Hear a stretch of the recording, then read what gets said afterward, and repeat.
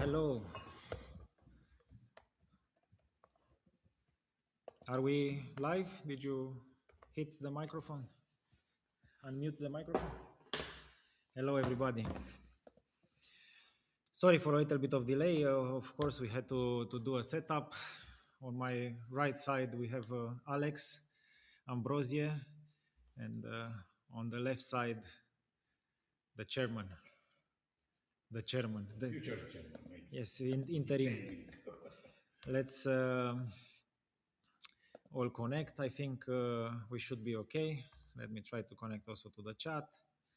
So tonight is going to be a long night, I think, for everybody. Let's let's go directly into business. So as I promised, we're starting this session discussing with two close advisors and friends of mine. And the format will be very open. We'll start answering your questions after we make a small introduction about us, our role, and everything that we're working on Shape Robotics. So we'll get directly into business. So I think that first presentation should be from the interim chairman. He's called the interim chairman, Aurel Netzin. I used to be interim. Hi everyone. Sorry for not saying hi to everyone. And thank you for being part of this, I hope, very nice discussion.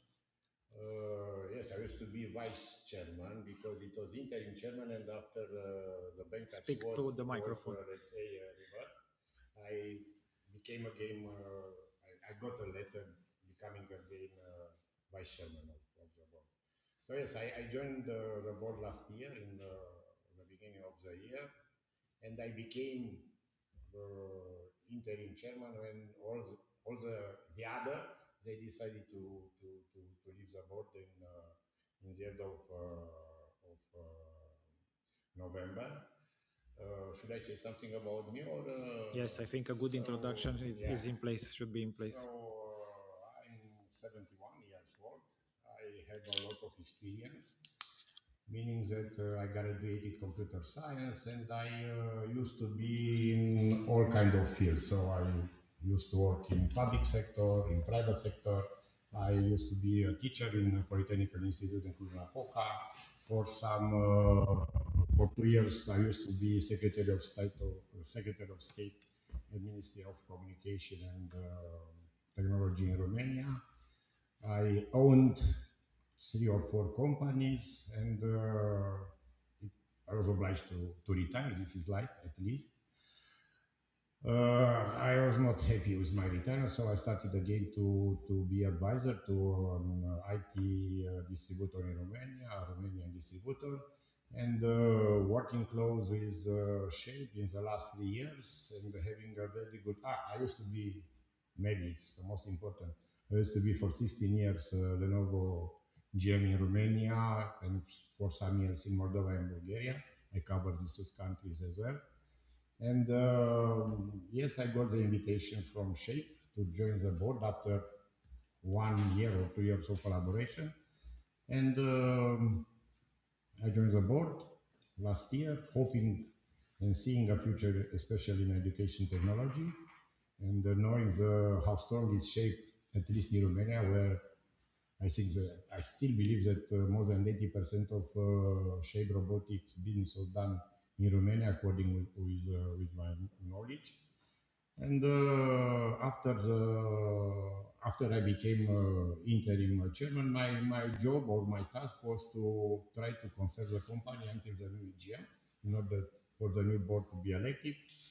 And I had for 2 weeks I declared the standstill period in mid of December in order to permit as payments only for taxes and for salaries.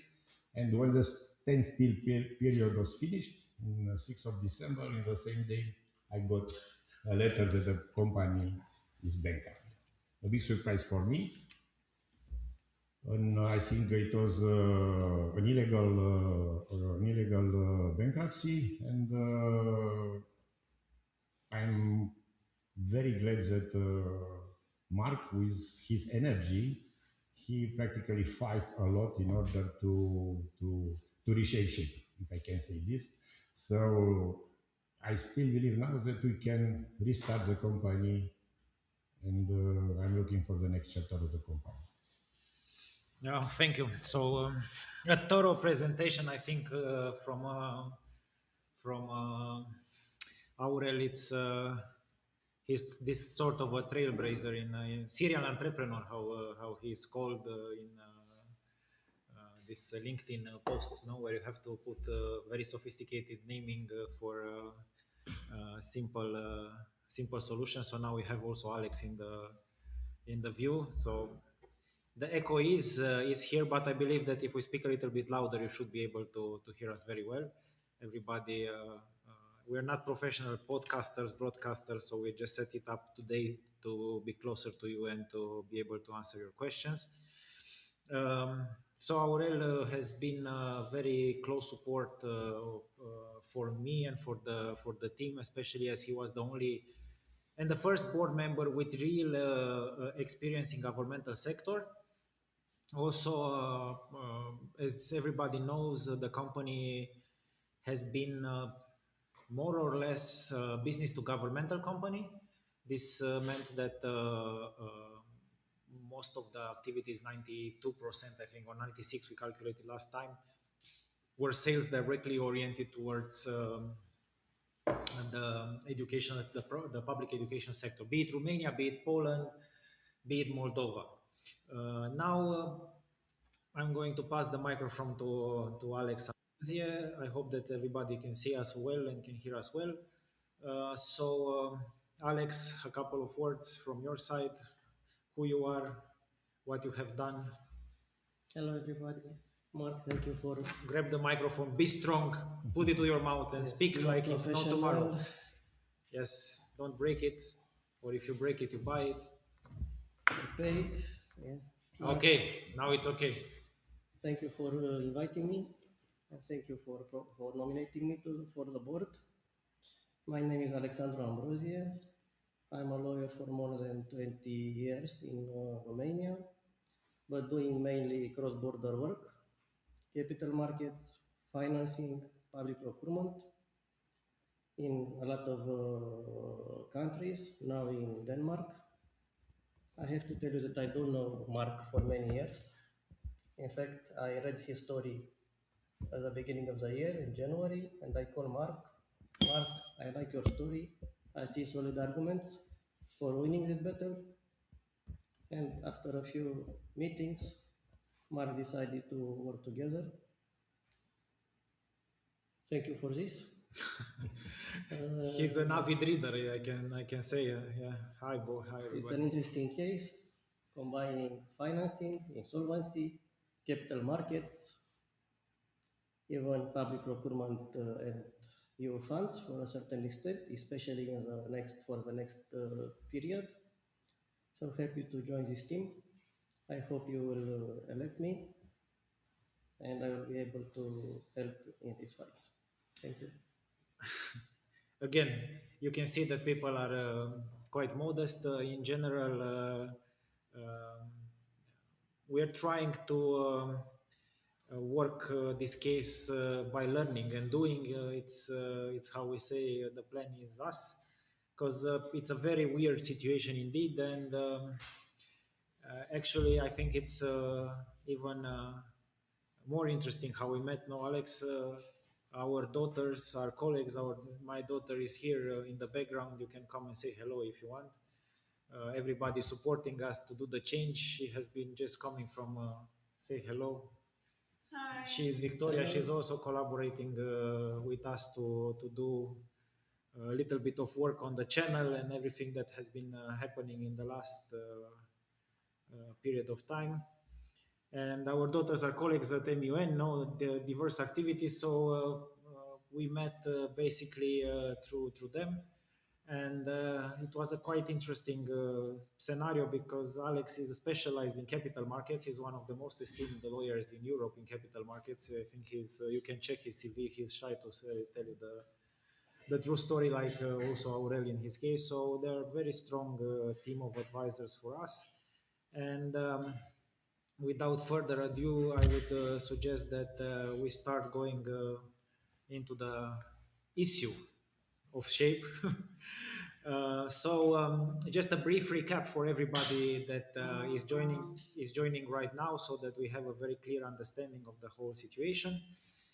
We are now in 28 days after the bankruptcy annulment through of the High Court. So this is the unique decision, a decision that never occurred on the capital market of Nasdaq Nordic. There was never a case where a company should be taken out of bankruptcy after a bankruptcy has been started through an appeal. Uh, so most of the work that we have done is pioneering work. Uh, we are quite good here in Romania in bureaucracy.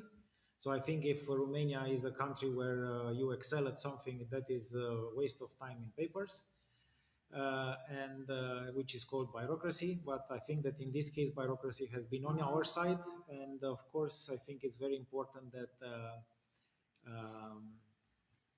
we follow the rule of law. And in Denmark, the rule of law has been very strong. I believe that it moved very fast, so we were able to take the company out of bankruptcy very legal, very fast, and extremely how to say, unanimous. It was 3-0 decision of the High Court. Procedures have not been met, and now we're talking very openly again. If the procedures would have been met at that time, and that means that if in the 6th of January we would be able to defend ourselves in court, we wouldn't have the situation because we were ready financially. The chairman here, and we can discuss about this matter after we have a zoom in on his lovely attire tonight. Was preparing for supporting the company with a credit line with €500,000 available.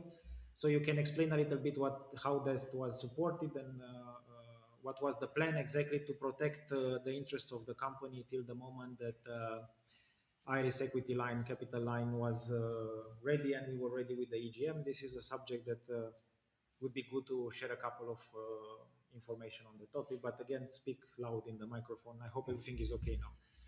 Yes, after the rest of the board, I don't know, one board member he left in November or October, and the other two they left in the end of November. So I was alone.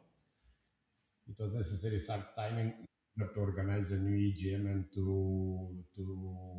work as a company listed at the stock exchange. So my decision, in order to show that I have trust in the company and in the company future, yes, I decided to buy some shares, and as well to sign a contract in order to borrow the company, in order to support the cash necessary until the normal activity will be again in the company after mid of January, when the new board will be elected.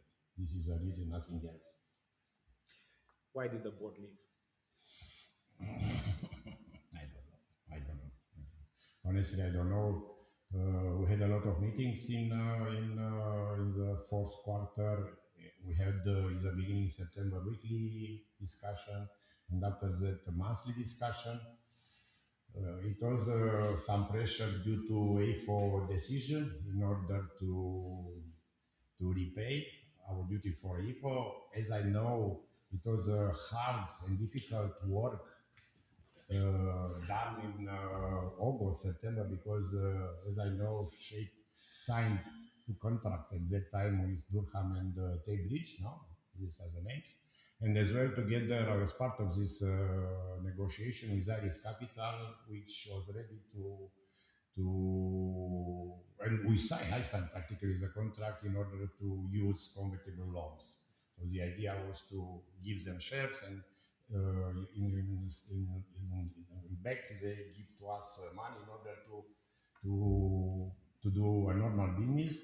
And the most important thing at that time, and I think it was very important for all three investment companies which decided to sign contract with Shape, it was a big project in Poland. 42 million euro or Yeah, yes, 32, 32 million 32 euros, million but euro. of course that was only the frame agreement, Yes, a so frame agreement. we So it could. was very important to find the cash in order to secure this project in Poland. So my feeling, do you believe that this was they were afraid of the media scandals that could follow after the Carnegie situation? What do you think? Usually in Romania, we are people in Romania, they are doing a lot of scenarios. Yes, we are very good in doing scenarios. Usually, I can't believe this kind, but putting some things head to head, it seems that it was something somebody, I don't know, has to do and to kill the ship.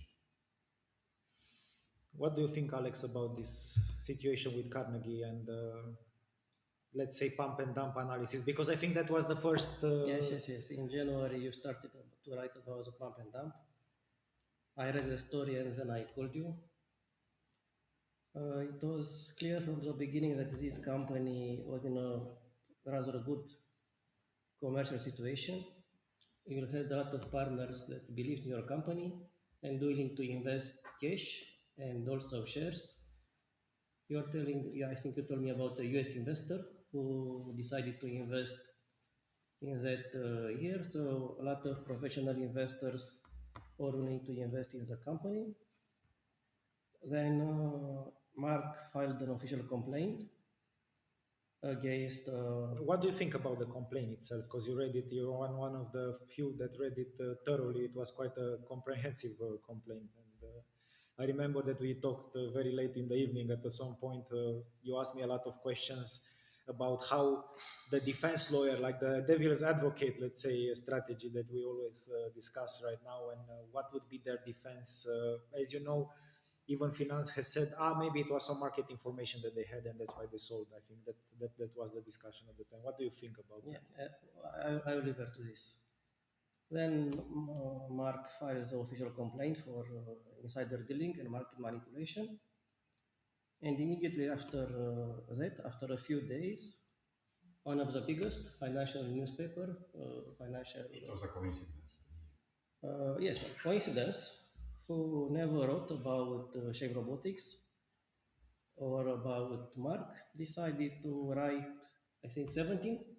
No. Right now, I think we are superstar 30, 40. I don't even remember. So they decided to independently, let's say, write almost daily articles against Shape Robotics and against Mark. That was very interesting. How small, let's say, I think it is a small company for Denmark, triggered so much attention for one of the biggest financial platform in Denmark. And I repeat, before that, this newspaper never wrote about Shape Robotics or about Mark. Also, the financial results in the last, I think, 2 years or 3 years were spectacular. You increase the turnover. 800%. I don't know. I think that's we started when the company was purchased. The company Story Kids was purchased by Shape Robotics. The revenue of Shape Robotics was 800,000 euros, and yeah, so we reached 88 million euros in total of sales from the acquisition of Shape Robotics Romania in the last 3 years. So And having a very challenging target for 26 or yeah, 27 it for was, million, yes, 1 billion for crowns. million Danish crowns. Yeah, so it was quite yeah. Yeah, so yeah, it seems clear that it is not a company that was on the verge of Death. bankruptcy. It was a company cash challenge indeed, and we know that there was a challenge in the cash flow that was. And of course, this meeting is to disclose as much as possible the challenges that we have in the past. Also with Aurel knowing almost the full story of the last year, let's say, of Yeah. Shape Robotics in that respect. And Aurel joined when we were managing to vote the budget for this year, 25, the year that basically we are trying to close right now to meet the financial standards required by a public listed company. And we had a budget approved with a 28 million euro Yes. Yeah. loan necessary to be We voted, to be attracted by end of Yeah, yeah. 25. Looking to the business plan for 2025, yes, it was obvious that we need more than 20 million euro in order to close all the projects from the pipeline. This was clear in May, March. We had Yes. the first board, and everyone accepted this target and this, let's say, financial requirement in order to have another successful year. But projects that you had already won in Poland and other countries. It was only in the end of the year. Okay. Yeah. But we know about the opportunity in Poland, which was huge. It is huge still. It's still not. Close. It's theoretically still under our Some point. yeah, under our ownership in a form or Yeah. another because the contract still exists.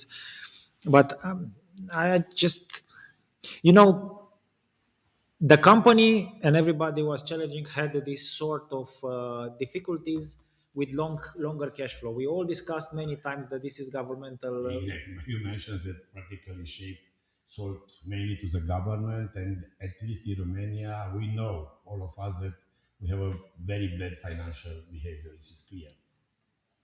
And very long payment And terms. very long payment terms. Yeah. And I think this is also general for other countries where you have European funds. The cycle is between 6 and 9 months. We Yeah. have made this public all the time.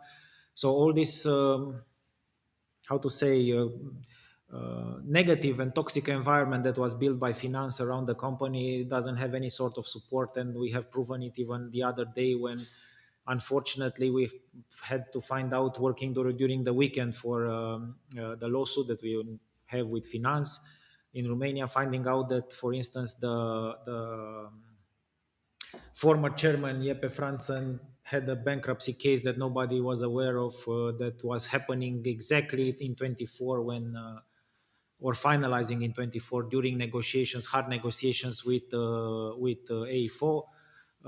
Many people have questioned us, but not disclosing AIFO. But I think that this is something that we'll come back to as a question. Um,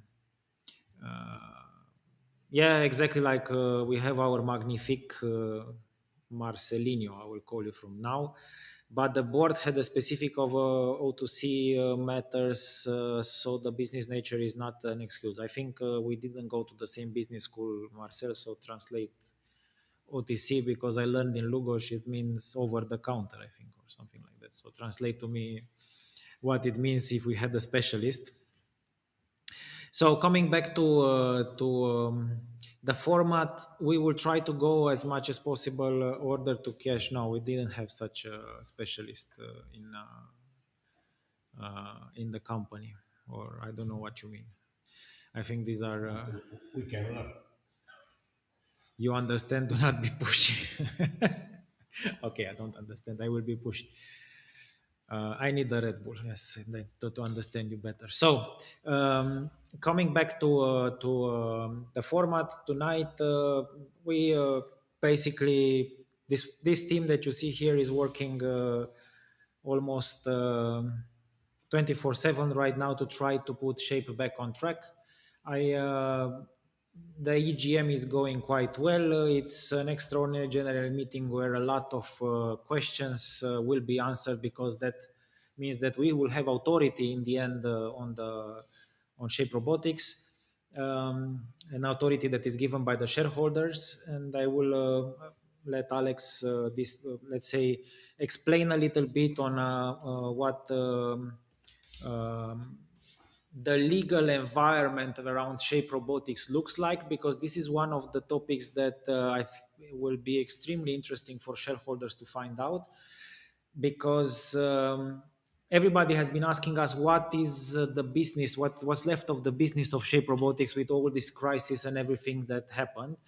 And I will allow Alex just to make a small summary from a perspective of a specialist of those 59 days of bankruptcy that were directed, or how to say, were under the stewardship of the curator Thijs Gulitz Wormslev from Kroman, to analyze their behavior, to analyze the fact that we had a lot of issues and we are basically in the situation that we have to redo the accounting ourselves. So let's start a little bit from the beginning. Let's start from the moment of the bankruptcy and the annulment itself, and what does the annulment mean in for everybody to understand, because there were a lot of speculations that the annulment means that only the paperwork was not right, but the company is de facto bankrupt, and all these stories left and right around the company. Maybe you could give an explanation for everybody what a decision from the High Court means in terms of application, and what the trustee should have done and would need to do in general after that. Yeah, the High Court in only 59 days,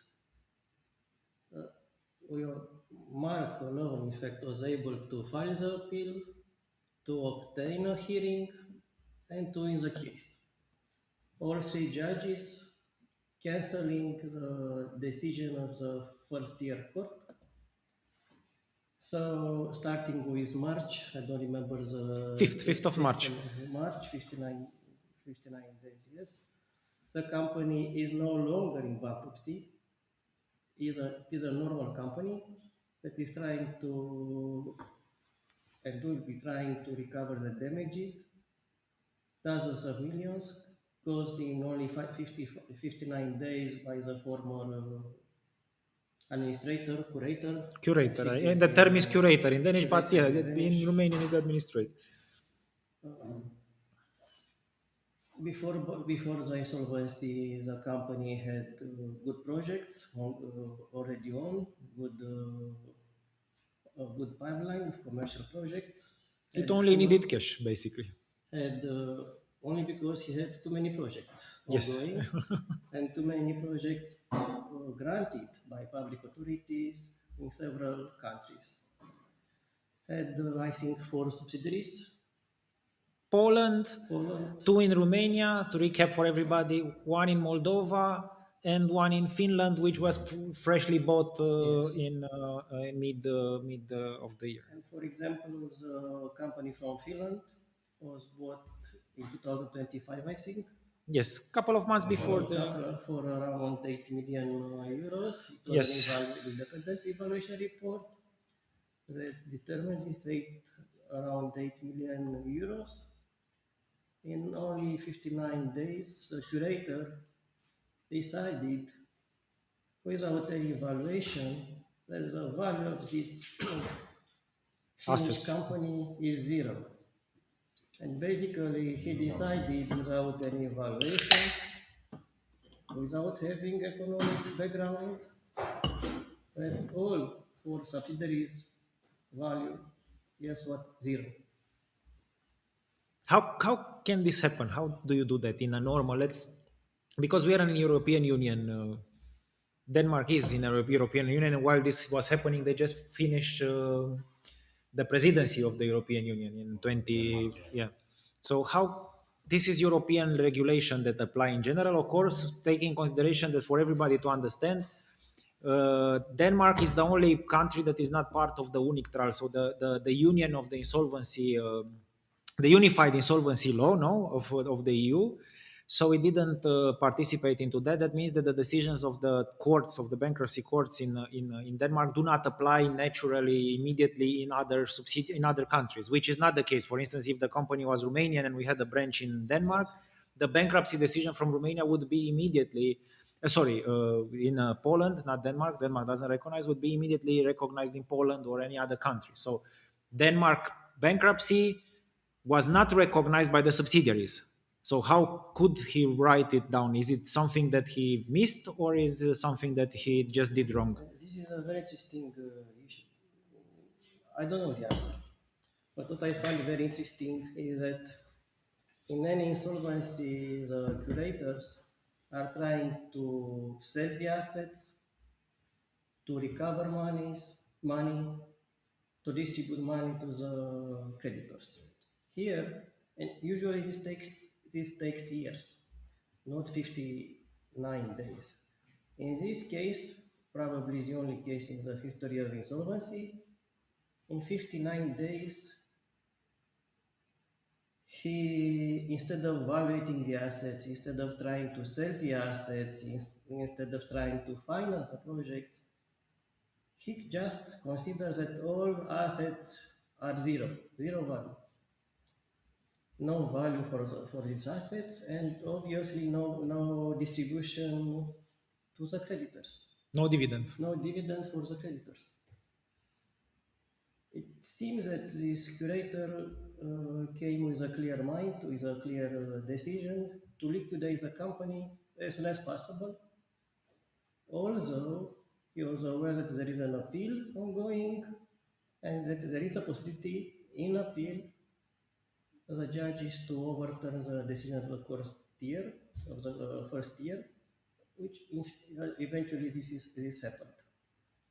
Yeah, I don't understand why this curator did this, how he was able to destroy everything in 59 days for the company and also for the creditors, those that he was supposed to protect the company and the creditors indirectly. Yeah, we discussed about coincidence at the end of November when, let's say, finance started to write articles about Mark and about Shape. Immediately after the Immediately claim. after, but I have another two questions.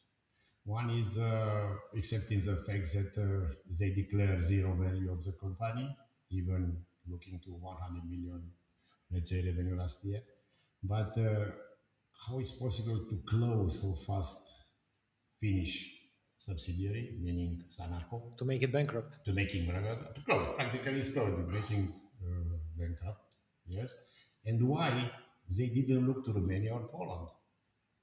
Looking to Romania, where's a big business. I have an answer for you, I think, then for everybody, because yesterday we made a disclosure, and that disclosure was related to. We had two episodes yesterday and the other day about Sanako, and I think that, of course, this is a little bit of a speculation in the end, but this case has been surrounded by speculation that turned to be quite not speculations, let's call it like that. So it's quite obvious what the plan was. But let's try to bring stronger proof, also not from my side at least, because I think that everybody at this table understood that Denmark, being a trust system and being a publicly traded company, trust is the most important aspect. The character assassination campaign against me, with something that we will discuss most likely at a certain point. I don't think this is the venue for that, because there were files taken from court sealed files and shared to finance. That's another story. We will go into that. We already have a lawsuit there. I don't think that's necessarily to make public. But the more important aspect is that a newspaper, a very good newspaper, theoretically, okay, has done a poor job in finding things about Shape. They just found some things about me, and the obvious things about Shape AFO and the conflict and the parallels insolvency we just made public. But what they are trying to do is also created a situation which say that there is a criminal case in Finland regarding some money that was taken out of.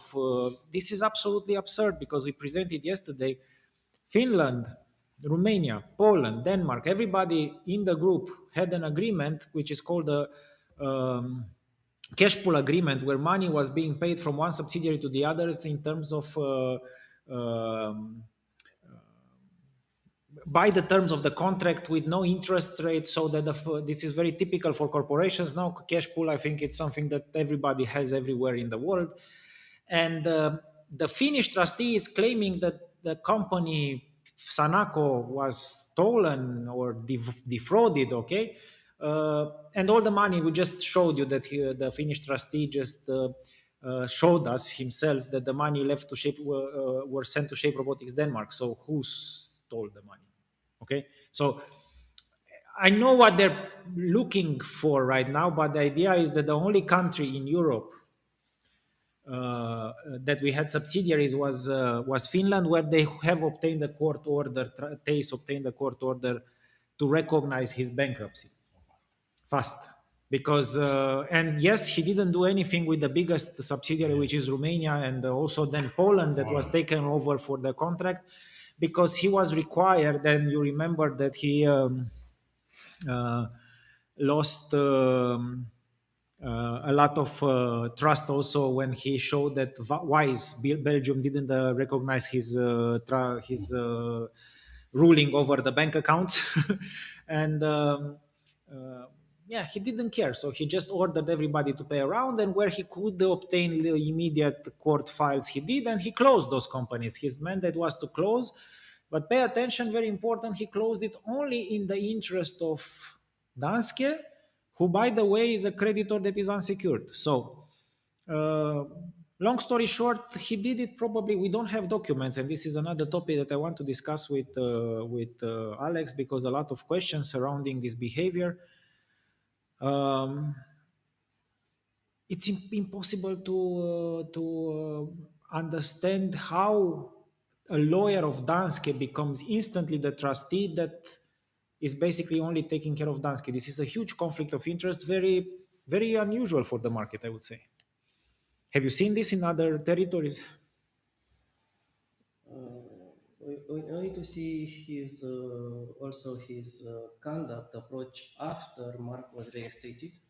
Mark, you were reinstated almost 1 month ago. Yes.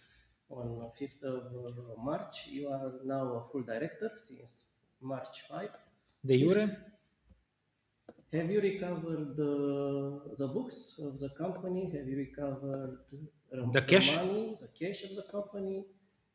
Nothing. Have you recovered document to understand how the Finnish company was closed in several days, basically?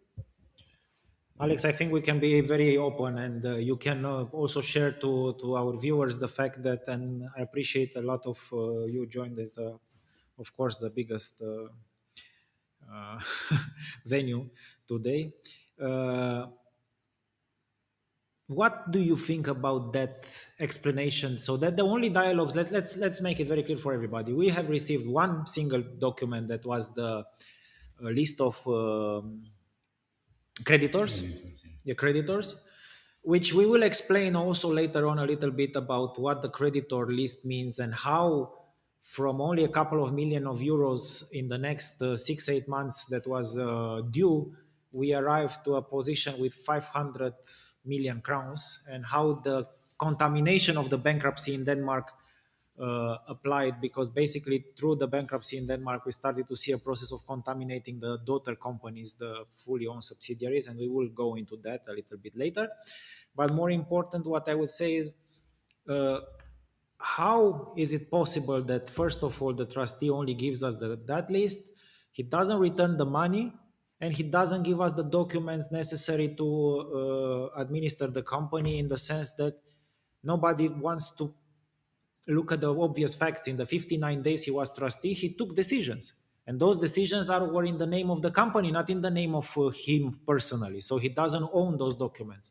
And more than that, I believe that we have proven from our point of view that he had more obligations. He had disclosure obligations, which we see no announcement on the market. So what do you think about this scenario, and what would normally happen in such a situation, and what is he hiding in the end? Because I believe that's the question. The simple answer is that it's not possible. Legally, it's not possible. He doesn't have, obviously, the right to keep the money belonging to the company, keep the documents. Today, you cannot keep the account. You cannot I cannot do accounting. organize Nothing. the accountancy of the company. Even today, we worked out before the live. I want to everybody to understand, just to recuperate goods in the warehouse in Romania that was almost sold at a dump price by some hawk bailiff that liquidates some of the assets that he found in one warehouse. We may only assume for the moment that somehow he avoids providing the documents. At the end, eventually he will be obliged to provide the document. It's not possible to avoid this for such a long period of time. In the meantime, he is continuing to cause other damages to the company. Yes, we should close financial statements.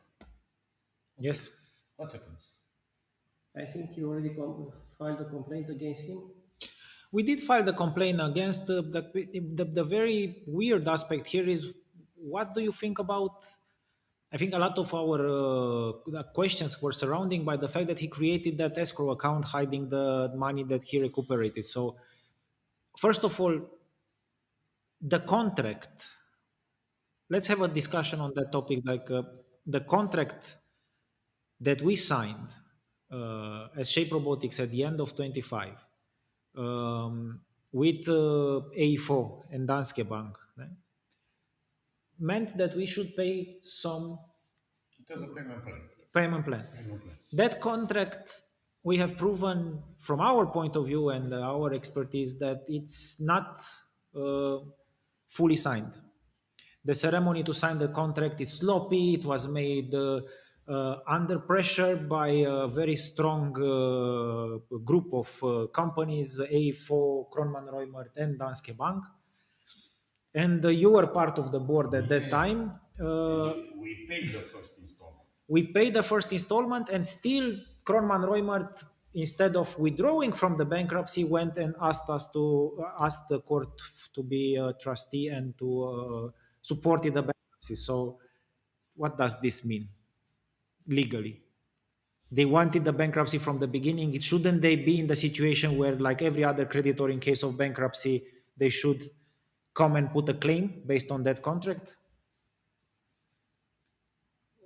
It's very likely that the curator has, from the beginning, in fact, defended the interest of one creditor or two creditors.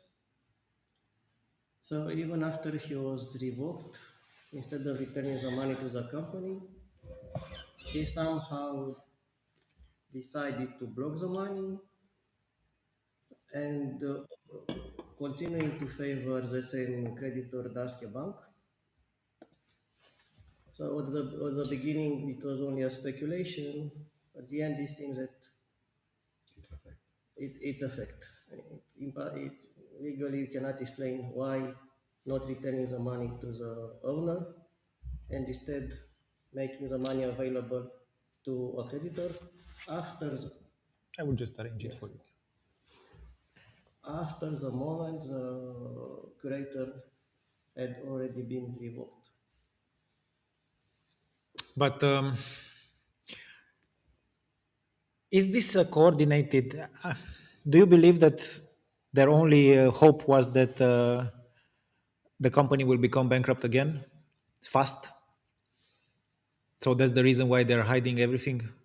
Now it's not the case anymore because we won the second time in court, and our goal was to have this delay. This delay is it's a win case for us, correct? Yes. But why cancel the EGM? Wouldn't that be a normal procedure to allow the EGM to go through when knowing that there is a appeal? Depends if you want to save the company or if you want to kill the company. Okay, let's consider that there is no save. The company is in bankruptcy. That means liquidation. But in the end, there is an appeal. That's not a definitive solution. Shouldn't you stall and wait till the appeal is done before you commit to certain activities to liquidate the company or to valuate the assets? Yes, of course. It's normal If you to are protect if you are. if you are doing your job and protect the company, in the first place, you don't liquidate, you don't take definitive measures during the appeal stage. Yes, but I think, as I know, it's the first case. Of- Such a case in Denmark, yes. Yeah, For but a it- bankruptcy in order to be reverted. Yeah, and So what do nobody thought that something will be changed.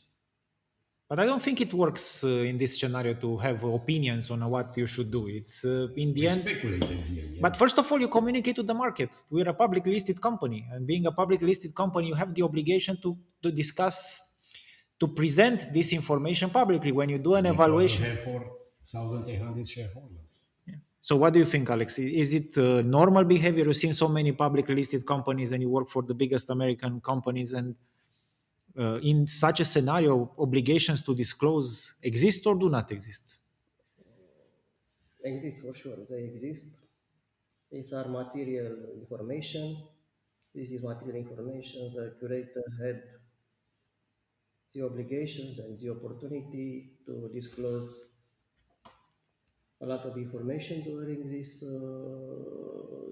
2 months period. For example, when he liquidated the Finnish company, this is for sure material information. When he Cancel DGM. valued at zero, another material information. EGM cancellation. Cancellation of the GMS, where an investor was supposed to come and to bring money, again another material information. So, all in all, you would say that we're fighting an uphill battle, guys. And one of the most important aspect here is that we're trying to, with the team here, we're trying to get more uh, representation for the shareholders. As right now, it's a very let's say weak battle that we're having against the establishment of the banks combined with the big lawyer houses, as we do not have this sort of legitimacy that an EGM would offer us at this moment. So, all in all, you can see that we have a team of specialists. We will do also, of course, introduction to Kim Okola in separate. He's in Dubai, and he needs to call us when he's in Finland due to some of the issues that you see in Dubai. He's very busy there. Um, let's take some of the questions now. We'll continue to discussion. Let's take some of the questions from the people. Hi, Lasse. Hi, Valentin Nicolae. Lasse says there was a discussion on Nordnet today pertaining to the two Finnish majority shareholders. According to the Danish company registered, they are not listed there, but Shape Robotics made public announcements about them. So I'm curious if they're still holding shares. So let me be very direct and open to you. We don't know. We don't have access to the live VP information, and most of you have to understand something, that the trade of the shares of Nasdaq Nordic is happening for people that are not Danish citizens. Is happening either on Saxo, where we receive some VP information, or it's happening through brokers. Therefore, I believe that the Finnish shareholders could be still shareholders at this moment. We are not in communication with them um, at this moment, because I believe they're quite upset, or maybe they are part of the whole scenario that is happening in Finland. We don't have enough resources to go there. The idea is that we make this very simple, open platform where people can vote. Everybody is invited to vote there. But I don't believe there is an obligation for these shareholders to be present in the CVR in Denmark. Okay, so right now it is what it is. The information is correct, is valid. It was a discussion regarding my shares, yes, if you remember. Yeah, you have the same They situation. started to look if I have or not. They checked me. They call the broker, which is almost impossible. They call the broker. Finance, yes, yes. Finance. So yeah, there is this situation that unfortunately is not under our control. We always had this issue, and it's omnibus. That's the purpose of using omnibus in the end. One more question: who has the most to gain out of this coordinated attack against Shape, and how do they benefit if it goes bankrupt? I think it's quite easy. Answer from my point of view. Of course, I will not ask the gentleman to be commenting on this situation, as their role is to represent the shareholders in the upcoming let's say, battles, taking in consideration that they should still keep their independence in this sense, and they have their own opinion. Um, I believe that who has the most to gain out of this is the fact that we made a noise in the market that is unusual for such a small, concentrated market that is the Nasdaq Nordic market in basically in Copenhagen. So we're talking about a very small community compared to other larger markets where there is more oxygen and more breathing space, like for instance Sweden, let's say, as a Nordic comparison. Everybody knows everybody, and by us going to that pump and dump, and we will come back to the topic, I think, right now. Um, we kind of show the case that happens in many other situations in the small cap and the first nord markets, where some strong players come in and they basically liquidate positions from retailers. So it's a retail extraction scheme. We made it public. We brought the proof, and this is not something that people like. And they thought that they could apply same methodology of character assassination. You won't get a job in Denmark. Actually, I don't need a job in Denmark. So we are here trying to unravel the mysteries of the situation and to make sure that everybody will recuperate all the lost money. So it was a very simple operation to called in Latin compromat, the other Latin, the Eastern Latin. So what do you think, Alex, with the pump and dump? Tell us a little bit more, because you've seen this many times, in my opinion. Also, being a white collar defense lawyer, I guess you've seen it too many times. In fact, it is not so present because pump and dump is a very basic manipulation approach, a very basic price manipulation. And in small markets like, let's say, Denmark market or similar, it is very obvious. You cannot miss it if you look, if you pay attention, and if you want to discover the truth, you can see this information. So I don't know if they used to do this many times in the past, but in case of Shape Robotics, it is obvious. It is a standard and basic pump and dump. Mark has provided, I think in January, a timeline with all the events, a calendar with everything what happened, and it's clear, you can see there that it was a coordinated action of an important analyst and some other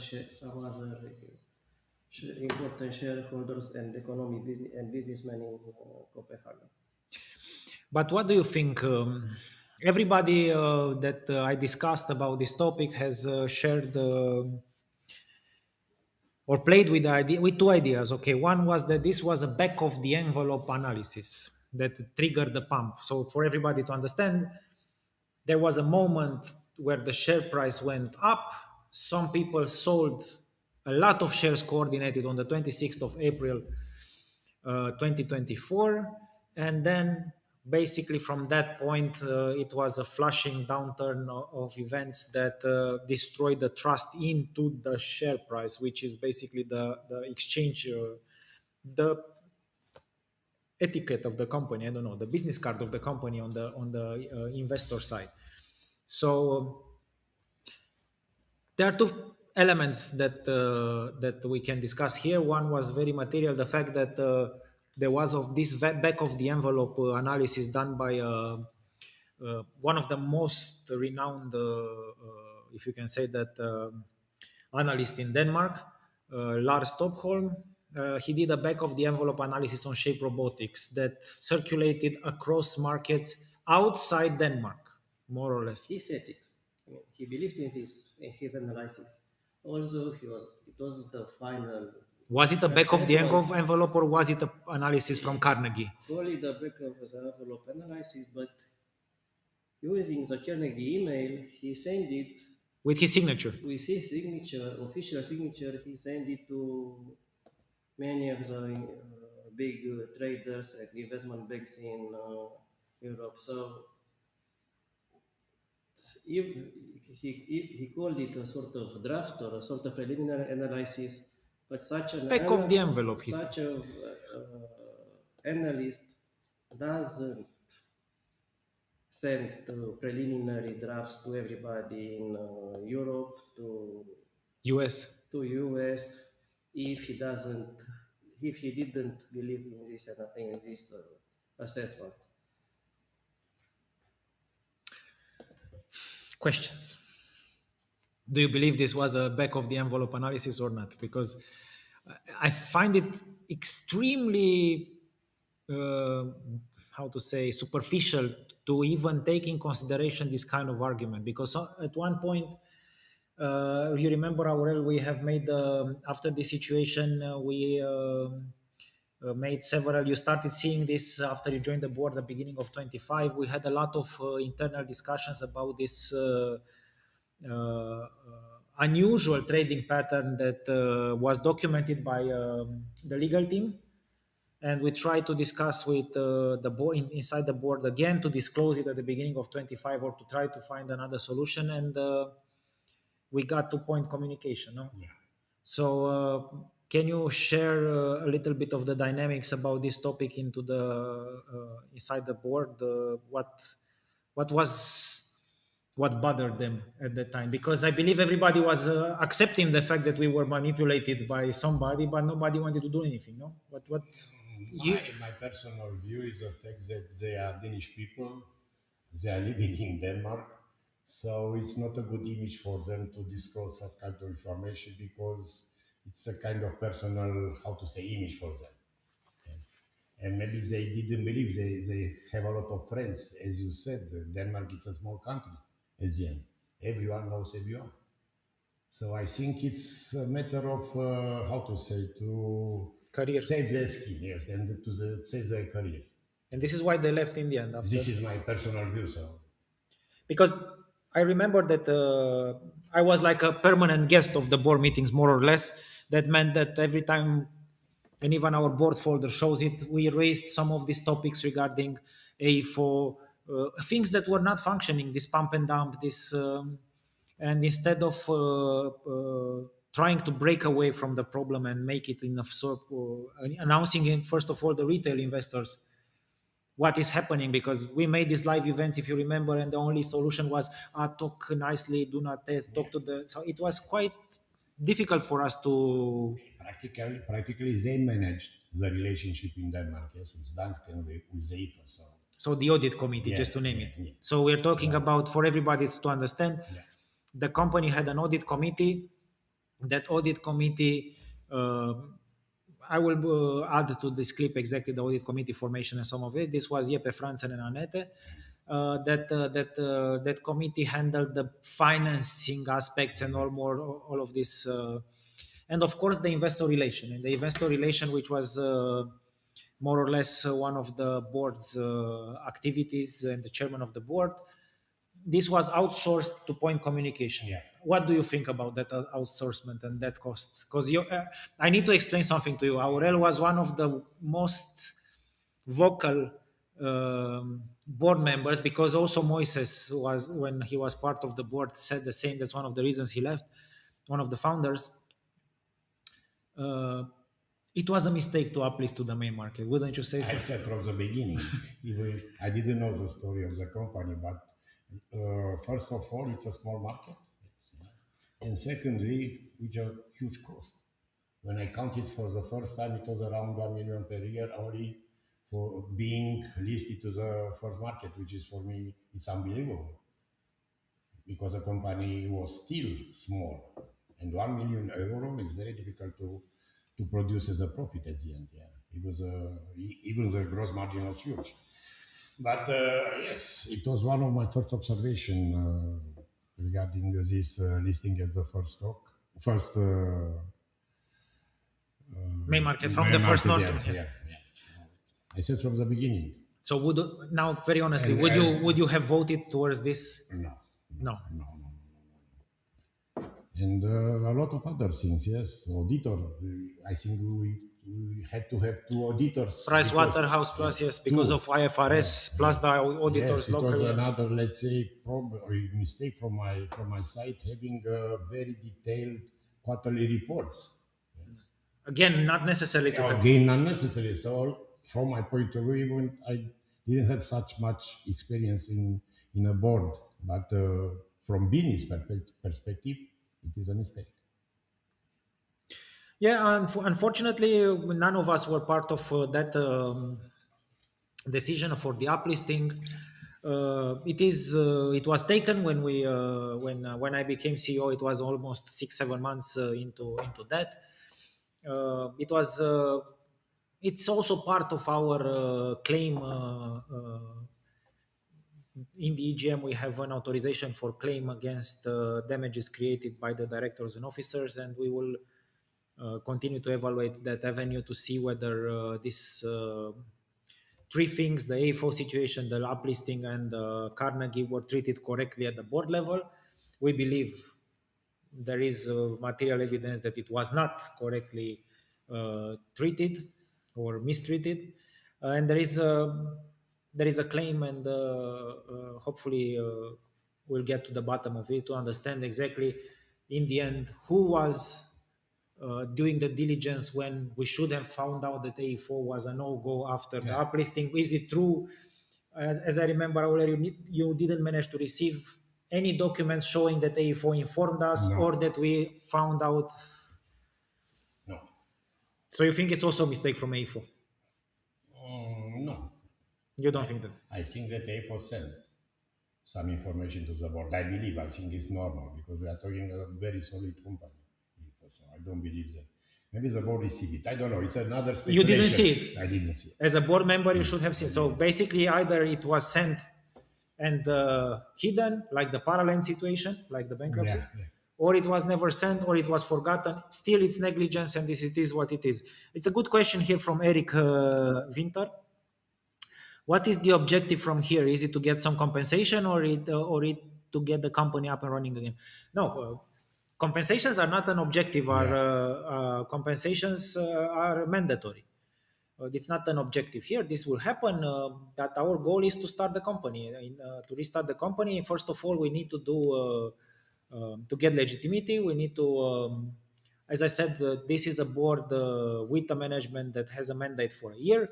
Our focus is to get a proper understanding of how we can reconsolidate and restart from the point we are today. So we cannot change the past. There were mistakes before that. We will make mistakes again.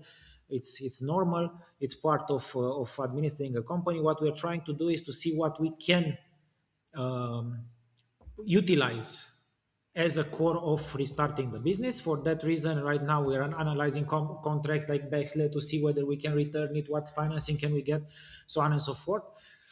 But the reason why also Alex is part of the board right now is that we have a specialist in the board, because board is critical to have skills for exactly the area where we will have need of, and he will manage from inside the company the compensation package. So me with Kim and with Aurel to focus on the team, to reconstruct the team and to do business. Our goal is to do business, and we have spent so much time into that direction. That's why we're back. Otherwise, we could have went skiing.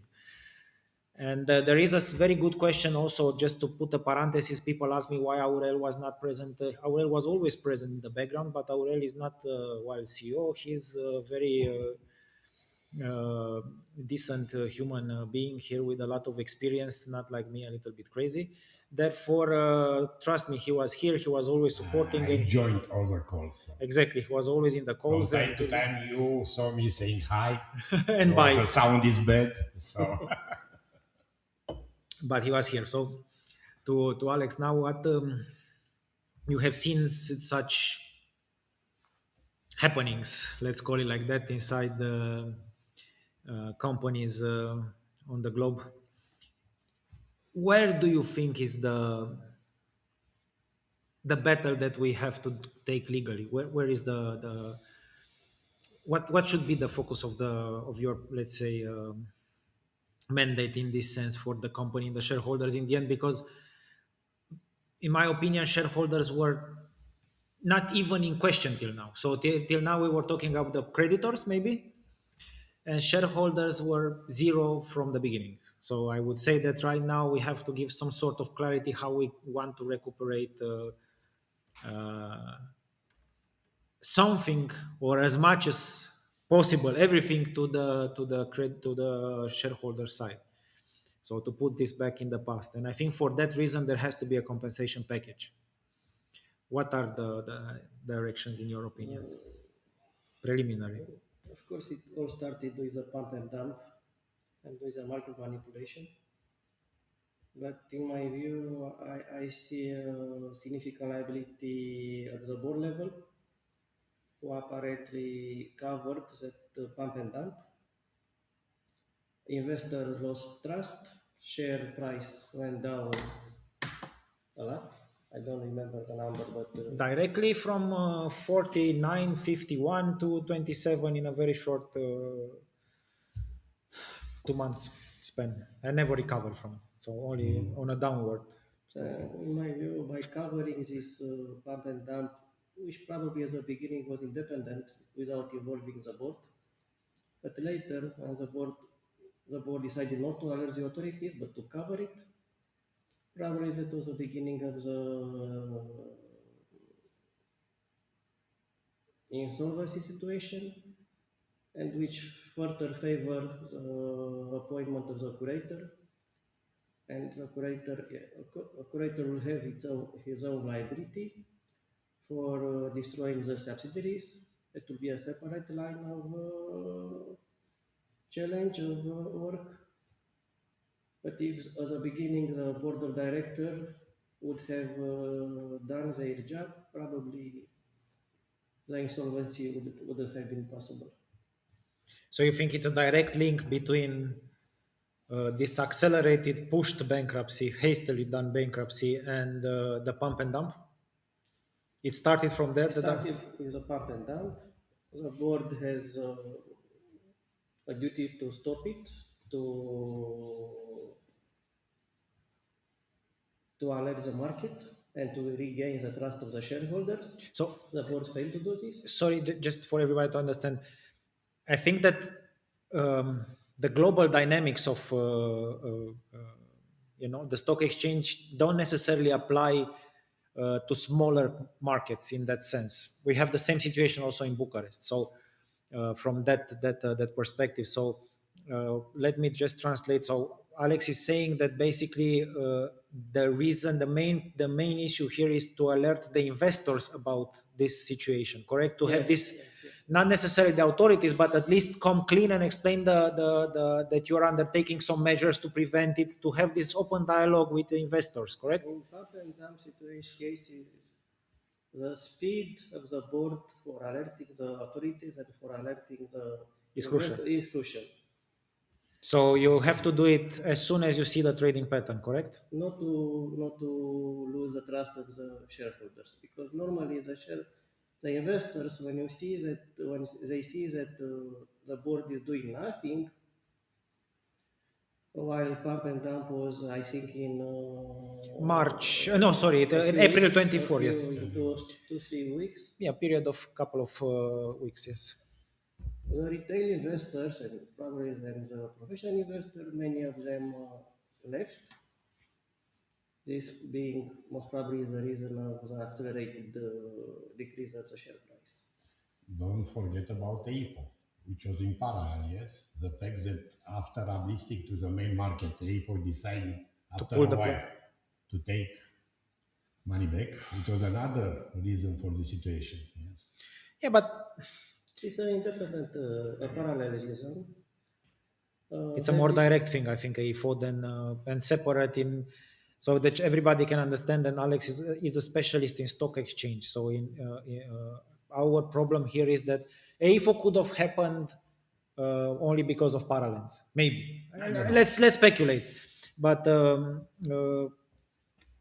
there is a question that we can have with AFO, and we have made a full communicate that our interest is to work with governmental institutions as closely as possible. So we have committed towards AIFO for full repayment, and we have that support. So our goal is to support AIFO. Okay, not Danske. Again, let's separate Danske, Kroman. These are private institutions. AIFO is the government. Therefore, our goal is to try to fill this gap as much as possible and to close that open, let's say, parenthesis in this. But here more is about the dialogue with the market. So you would say that the board has the obligation to Yes, of course. even if they consider inside the board that this is the situation, or they have to wait for some sort of authority to do their job. Is Are there overlapping, or this is something that is many people From don't what I understand that understand, they didn't do anything. they didn't do anything? That's for sure. No, They but in didn't general, I alert the authorities. They didn't alert the shareholders. They just looked at the pump and dump. and put And some sort of communication strategy on top of that, lie to the people. No, in the end. also they were aware, and I think you said that they were alerted by you, They were alerted by other by shareholders other first because I found shareholders, out from them. Yeah. and still they didn't do anything. Okay, so that's something that we'll discuss, and in the end, knowing how this operates, large investors have possibilities to see weird trading patterns in the market. Correct? Many of them, but professional investors are able to see this better on the spot. Okay, so just to make things very clear, I had numerous communication with professional investors that all of them have raised this question, and most of them believe that we had something to do with it, because nobody normal in their normal behavior would hide such a situation for long.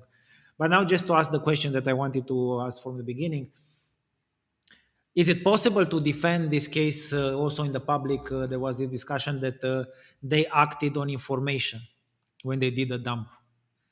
Is this an excuse for this pattern and everything? Uh, who acted on The information? people that did the pump and dump, now everybody, Lars Stockholm and the crew, is it possible that they acted on information that was public and only them saw this like smart money? Hardly to believe this. But The it's maybe analyst their is only a defense, no? well-famous analyst with, I think, 35 years of experience. It's not too difficult to understand the situation of a small Shape. company. Cannot. So you cannot say that today you invested and forget to sell And to in two tell people. weeks, we are selling. I mean, in April 24, I think, or Yeah, April, 26, he 26. said it is a very good company. And 24, he said yes, very good, but in the meantime on The price 26, should be triple in 1 year period. And after 2 weeks, without happening anything in between, he sold all his shares. Not mentioning that he owns shares. when they're doing the analysis.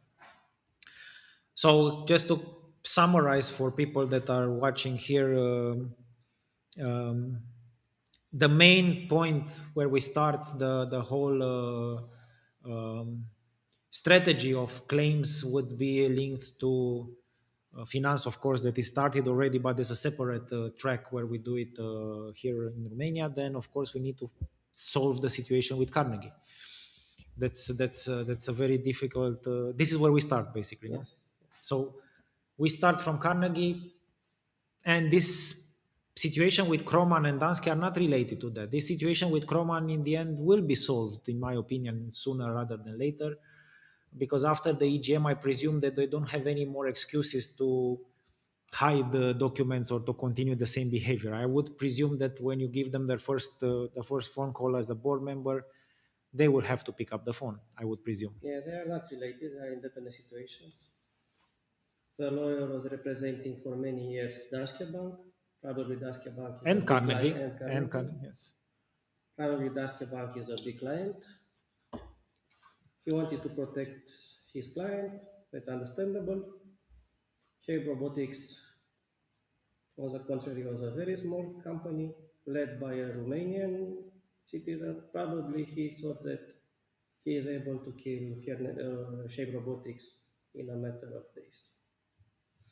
So this, just to conclude, board brings legitimacy. It will be very difficult for these companies not to pick up the phone to this fine gentleman here. So I will presume that we just have a couple of more weeks to wait, and in the meantime, let's see some more questions.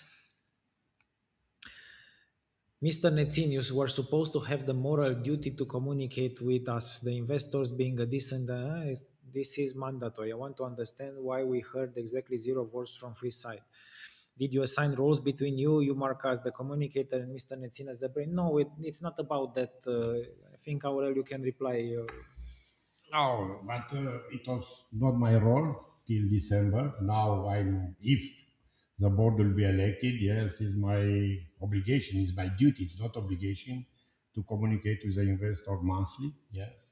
And at least in the beginning of, after the EGM, in a reconstruction phase to organize monthly board meetings in order to uh, follow and to see and to, yes, the execution of the program, restoration program. So no, it's about communication, but we communicate when we have something to communicate. Yes, this is clear.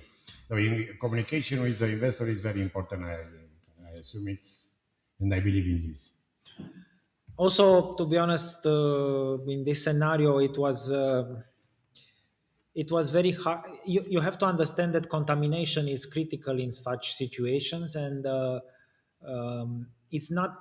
You don't see such campaigns that we had till now that basically overturned some things that are not overturnable in some somebody's had an idea, but it takes a toll. It takes a toll, and you require certain style and stamina to do that, and also something that for our Romanian viewers is called miserupism. And that means that you have nothing to lose, and that means that you can do things. Yeah, they're laughing. It's Romanian is a very beautiful language when it comes to this kind of words. So it means that you don't care about the I know. consequences and you just go through it. But yeah, we are here, and in the end, hopefully, this will be soon past, and we can focus on business and we can focus on uh, doing what we always did. Okay. So again, just to understand, I heard just descriptive words regarding the gens, but not really experience status. So any relevant roles, any companies, why are you suited, any unfair advantage, anything at all. Marcel, you are very, how to say, demanding, let's call it like that. There is a lot of experience, and we're not just going to put this experience other than the CVs that you can find on the website. The roles, just to summarize again, Alex here will take care of the of course the legal, yes, they're fair questions, the legal aspects, and which are crucial at this Crucial moment, now, yeah. crucial at this moment.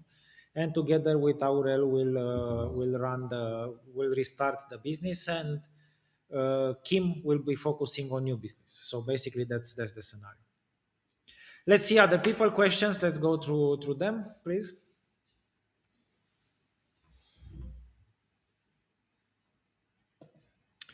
We will make o pauză de vorbire, a break for our tongues. Let's refresh some water.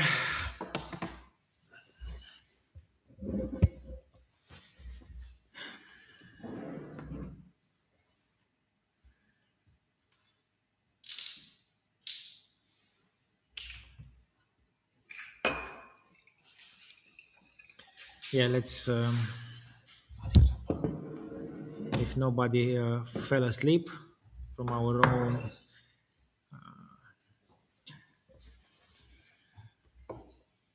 I'm not pushing you to other sources, Marcel. It's just let's try to focus on their presence here to answer questions that are related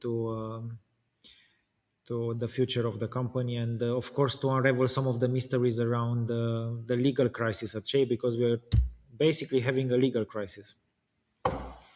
Hi Jens, what investment is needed to get up and running? This is a very good question.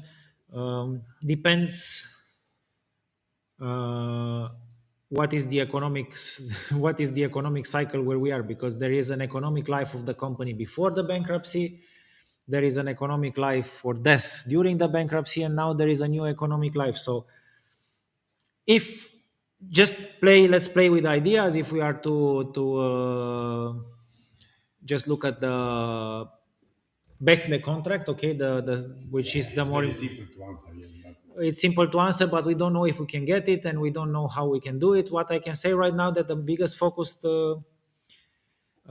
is for us to try to trim down the creditors to a workable situation.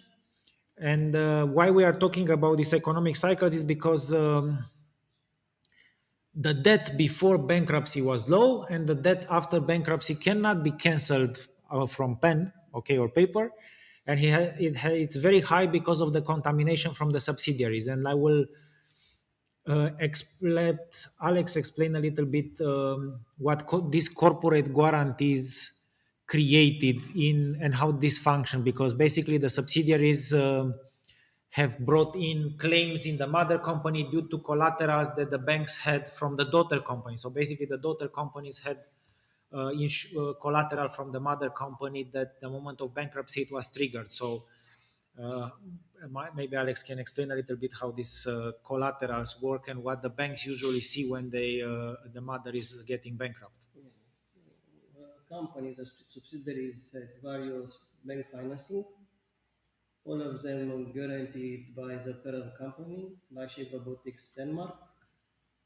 When Shape Robotics faced insolvency, this was a default under the loan agreement. The banks accelerated their loans, called the guarantees, and That's why you see that's also why this bailiff. they became creditors of the parent company of Shape Robotics. Now the loans, the facilities remain accelerated. The banks remain creditors of Shape Robotics, and they are trying, of course, to recover everything now on the spot if possible. yeah, but before to discuss about necessary money or about investment, first we have to receive back our books. Yes, and to see exactly what is the Yeah, situation in subsidiaries. After, if we don't receive it, we can discuss about 100 million or nothing. it's basically for everybody to understand, not receive. Okay, let's be honest here. We are 100% sure that there is no activity to conserve the assets, to preserve the assets. We noticed that because they were translated to zero. Okay, but this contamination of contractual contamination cannot be overturned by the decision of the High Court. No. So, Mihai, make us look beautiful, me and Alex. Schimb o sursă. Okay, that's exactly. So the contamination is it reversible? How would it work? For instance, let's look at Unicredit. Unicredit had a contract with subsidiary, okay, Romania, and because of the bankruptcy in Denmark, it defaulted Romania, correct? Yes. And then how can this be solved right now? Where is this credit? It's not anymore with Unicredit, correct? What happens in such a situation? If you can explain a little bit to everybody what a corporate guarantee default looks like and how it can be overturned, if ever, if there is any legal possibility, because we know it isn't. The credit is with Unicredit. Unicredit can recover the money either from Shape Robotics Romania, this seems impossible at the moment, or from Shape Robotics Denmark as parent company, if provided a corporate guarantee. For the time being, they are trying to recover the loan, the credit from the parent company. Of course, we'll have negotiation with all of the banks. We'll see, but it's difficult to convince all the banks to to reschedule credit already accelerated. So just for the sake of simplifying things to the viewers, a daughter company, let's look at Sanaco. Sanaco had loans, received loans for the financing of the Bechtle contract. Okay, those loans got defaulted because of the bankruptcy of Denmark. Those loans means that means that the banks, in the case of Sanaco Veritas and Alisa, like in the case of Romania, Unicredit, you find them already sitting at the in the estate of Shape Robotics Denmark. We inherited them. So what we're asking is not the documents of the accounting that Thais didn't do, but the documents on how these claims were registered, to understand if those claims can be somehow reduced to subsidiary level. Can we move those claims around? Can we find a way to do a settlement agreement on those claims? So that's the documents that we need, and that's why we don't receive the documents from Croman, because I believe Alex can also confirm they will have problems in the subsidiaries, the trustee in Denmark, because, for instance, in Romania, for sure, we will get to a point where we also file the criminal charge against them for reckless administration, correct? Well, assessment, probably yes. So the idea is you are liable as de facto caretaker of the subsidiaries to do something in the subsidiaries when the bankruptcy is happening, even if you don't want to do anything. No, how does it work? Liable to manage them. Yes, you have to do it. No, it's their obligation. It's not like coming out of nowhere. So, what would you expect? Unicredit or the banks in Finland. Finland, will they just focus on recovering their money from the subsidiary, or they will claim everywhere they can? First, it is important to see and to understand if they can recover the money now. Probably the answer is no. If Yes. they cannot recover the money now, they have to enter into negotiation With whom? Subsidiary or both? mainly with the parent company, The parent is. parent company, and to enter into negotiation and into a sort of rescheduling of the debt for a longer period, so that to provide time to the parent company and to subsidiaries to resume the project. And of course, this will be the beneficial also for the banks. It will be the only possibility for the banks to recover something. You don't have material assets. You have mainly IP rights, software, and robots. If you don't sell them in a short period of time, in 1 year, after 2 years, you cannot sell them anymore. So yeah, for the time being, the banks don't have anything to recover. If they are smart, they will enter into negotiation, reschedule, and recover a part or all of the entire credit in a few years.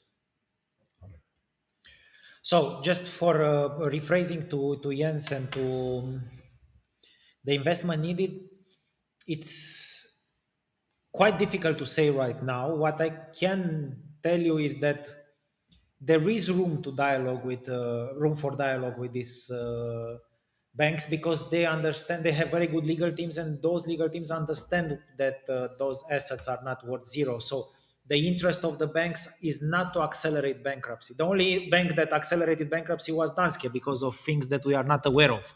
But Unicredit and the other creditors do not have an interest to just pay Danske, more or less. Okay, Yes. so I would say that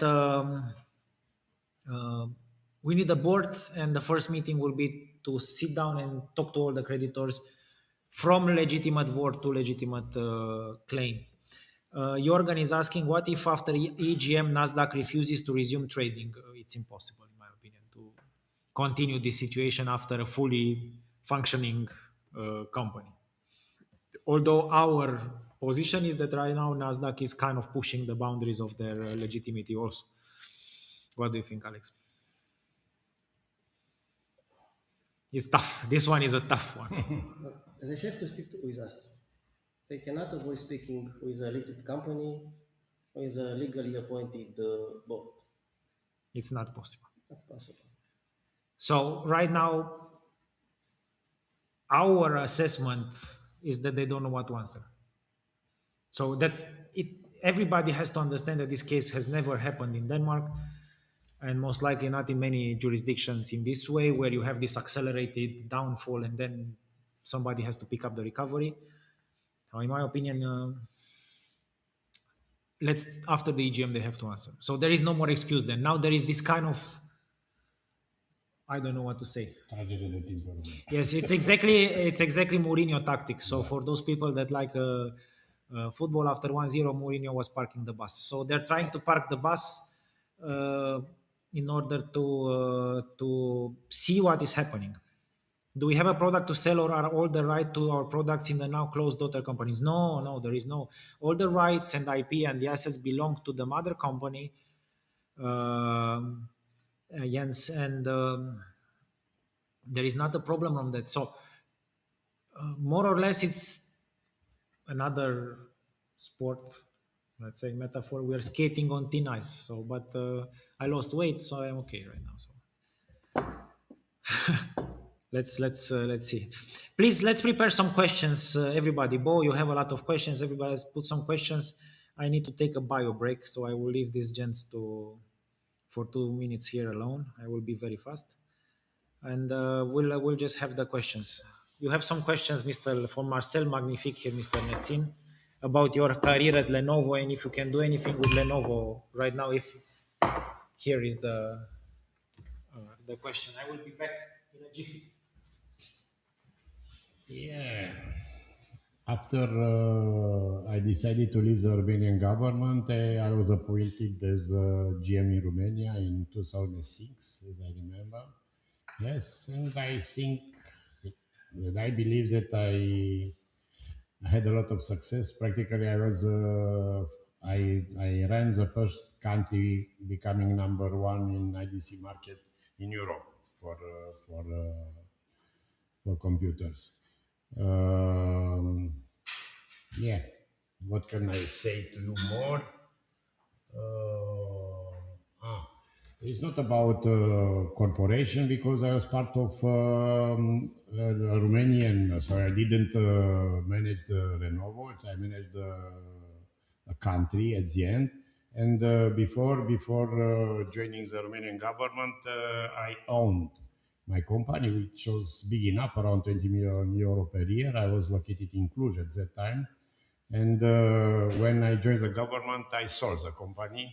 So I forgot to say that even I did this in the past, building the company and as well selling the company. What's it? Marcel, another question?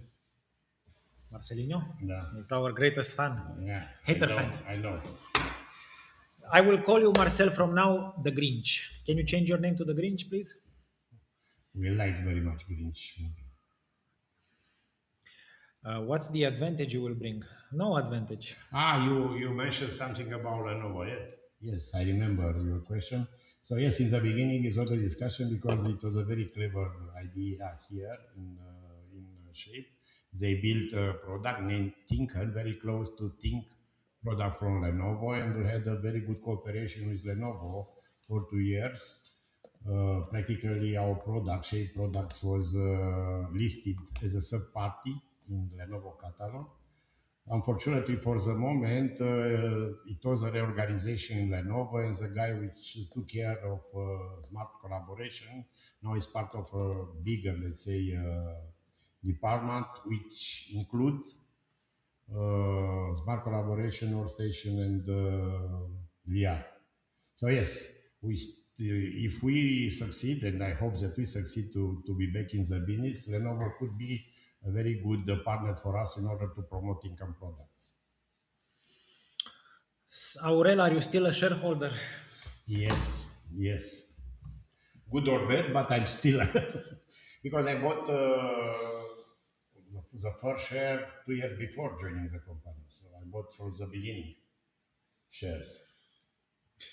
What do you answer, Aurel, to the claims that everything in Shape Robotics there was no sales, it was fresh air, it was finance was trying to make this idea that the numbers are. Was there any product in Romania or any project? Did you see any sales from Shape Robotics in Romania, or it was a dream of I somebody? think that more than 1,000 digital labs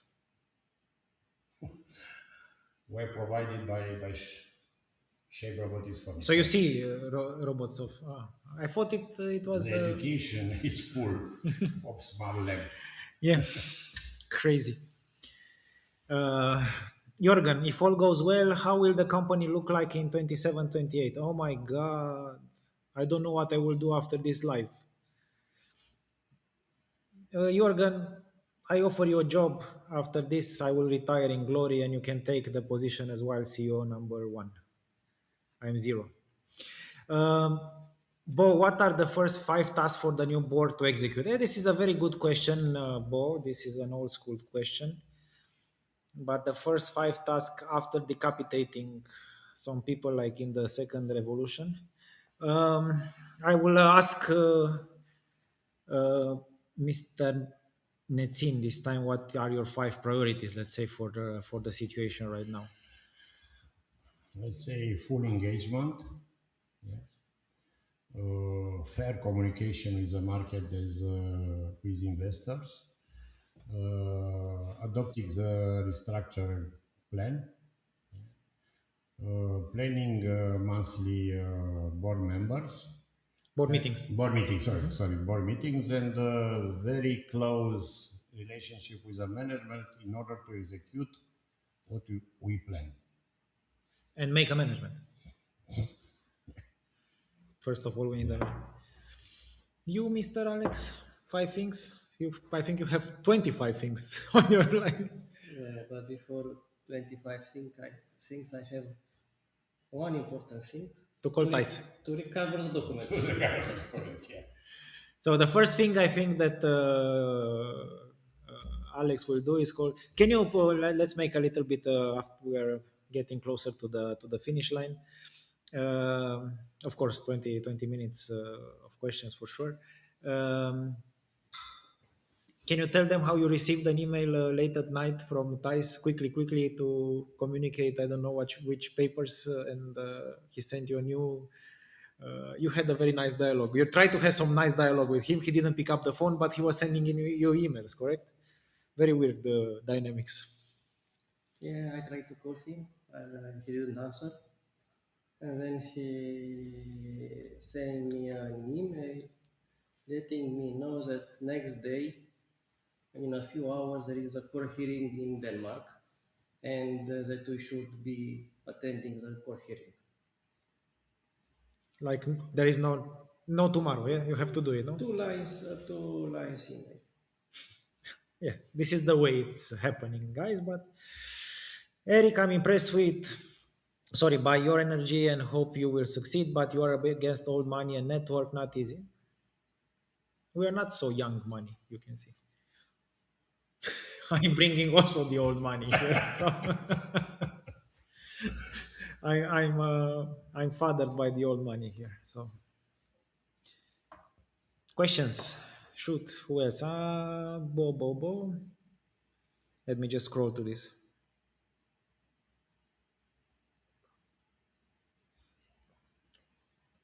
The Grinch has stopped. I'm disappointed. Difficult to hear. Let's give them some time to answer. But I think that keep up the good work. Thank you. Let's take a look to see what if there are any new votes or people that are voting.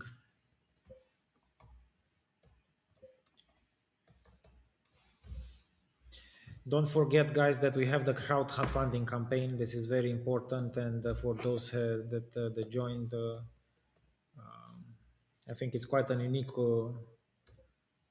offering. You should be interested in it. Otherwise, I'm not answering to your questions anymore. I will become silent. Let's uh, let's wait for the questions. I'm looking also for from other platforms, but everybody is on Substack now.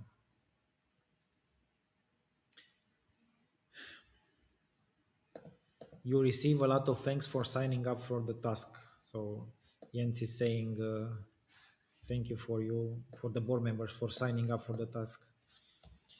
They had nothing to say. I just registered them and I tell them you have to do it. So don't worry. No, it's not. It's a promise. It's a promise. Yes. What do you think? Is it all money, new money? Is it that so relevant, or we have the advantage of the documents in the end? I think we have to look to the new money.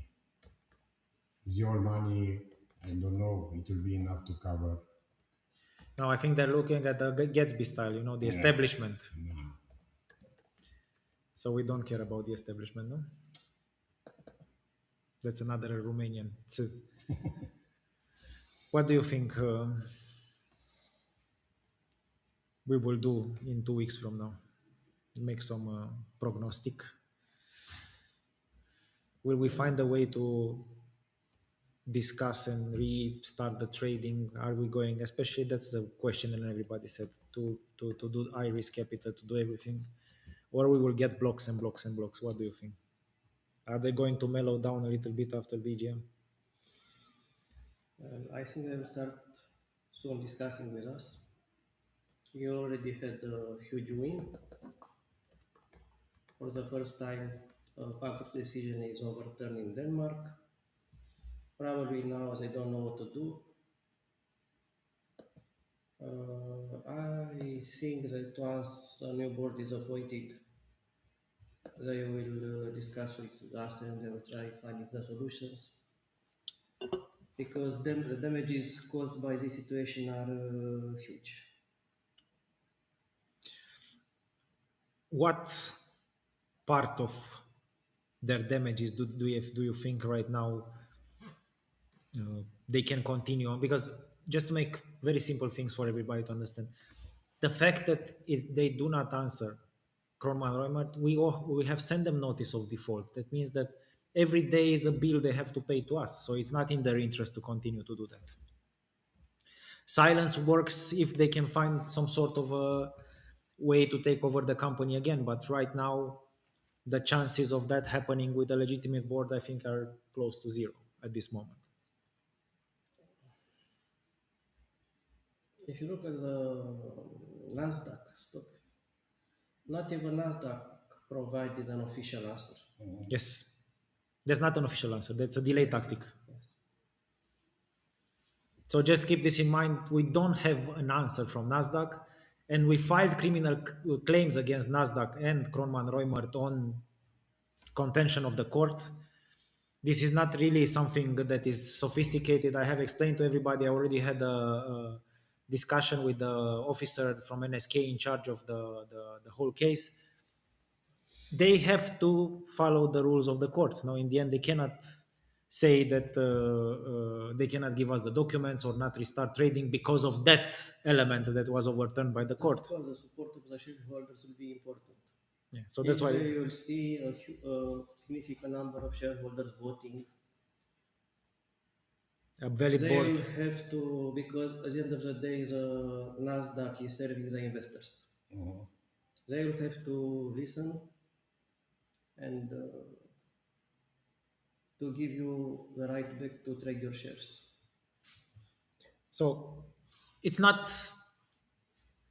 how to say, a coincidence that we started also this kind of funding and crowd sourcing campaign, because the power lies with the investor right now. So we have just um, managed to give you time, more or less. This is just as a conclusion for the moment. My role and our board candidates, hopefully board members soon, role is to give you time to act.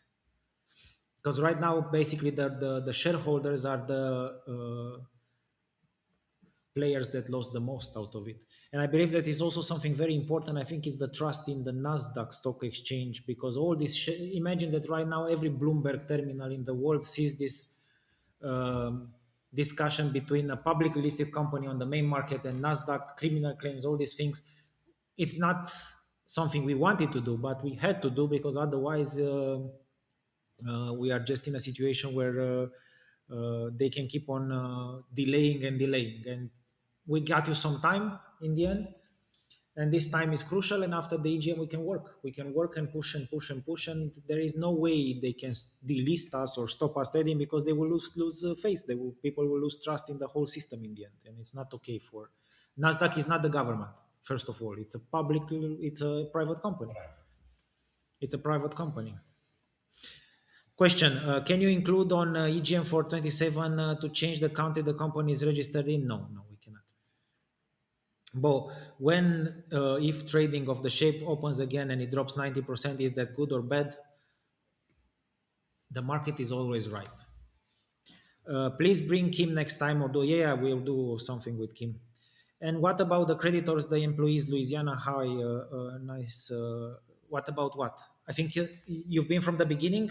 We answered a lot of the all these questions before. So if you have time, please look at the answers before. If not, just you'll just see them in the article part. Our plan is to try to discuss with the creditors as fast as possible, and to try to settle agreements and put the. I will explain again, just for those that connected now. There is a lot of contamination coming from subsidiaries in the creditor pool. So we have to eliminate that contamination in a way or another. So that is a very sophisticated legal Yeah, so work. banks trusted you once when they provided Loans. the loans. Now the banks see that you are fighting for this and you're already winning. They will trust you again. I mean, for sure they didn't lose trust in you. They lost trust in the previous board. I don't see why they wouldn't discuss with you and agree on rescheduling the loans. Louisiana, right now, everything is on the table. So we want to help. I think the other players we want to help, because till now there was only one option. In conclusion, we have a huge advantage here right now. Besides time, we also have a proof of the alternative. So everybody's alternative was zero. So from zero to getting something, it's an infinity, mathematical. So we are the infinite team here. You can make a T-shirt for Jorgen. Can you make the T-shirt? So we're giving an infinity more than the trustee gave to anybody. So it's in their interest to have a dialogue. But of course, talking to AFO and all these players that are governmental, it takes time. It takes, but we're open, of course, and we showed it that we're open. We're open, but in the same time, we're trying to be as closer to. Pay attention, very important. My goal is closer to the creditors, and this gentleman after the board will their goal will be closer to the shareholders. So this team is not necessarily. A one-sided team like it was in the case of the trustee that was close to zero, so yeah. Or zero. Okay, 3 more minutes till 9 when we get out. So questions fast, fast, fast, fast.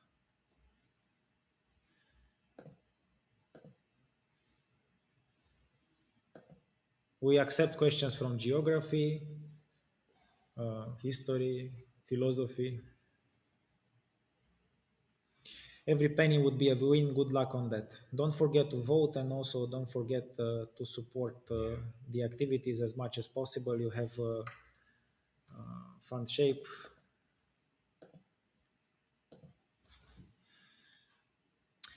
Uh, did we answer to if it drops to 90? I said the market is always right.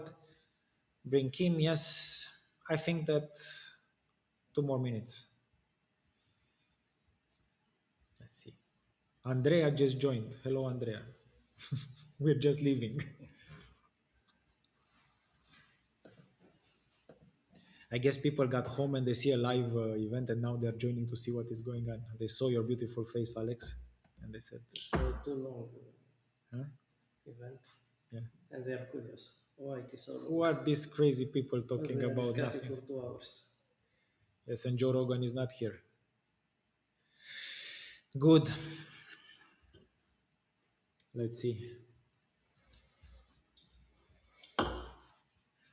Okay, guys, in conclusion, I will pass the microphone to Aurel to say goodbye Yes. and Merry Christmas, no?